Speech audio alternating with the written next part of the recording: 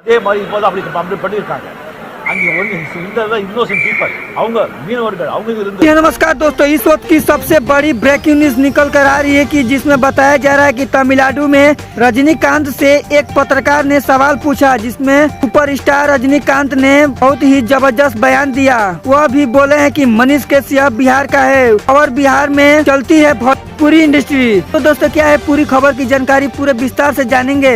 उससे पहले आप चैनल पर नए हो तो चैनल को लाइक करते हुए चैनल को जरूर सब्सक्राइब करिएगा और ज्यादा से ज्यादा शेयर करिएगा। रजनीकांत का कहना है कि मनीष कैसियप को भोजपुरी कलाकार सपोर्ट नहीं कर रहे हैं, उसके सपोर्ट में आकर लाइव नहीं बोल रहे हैं, तो हम लोग को बोलना या ना बोलने से क्या मतलब है। यह बात सही भी है रजनीकांत ने जो बोले हैं। तो दोस्तों, मुझे पता है कि पत्रकार मनीष कैसियप को सपोर्ट किया है कि नहीं, तो दोस्तों रजनीकांत का कहना है वो लोग किए हैं, यह तो हमें मालूम नहीं। आप लोग जरूर सपोर्ट करिएगा मनीष कैसियप को। तो दोस्तों, आप लोग का इस पर क्या राय है, आप हमें जरूर कमेंट बॉक्स में बताइएगा।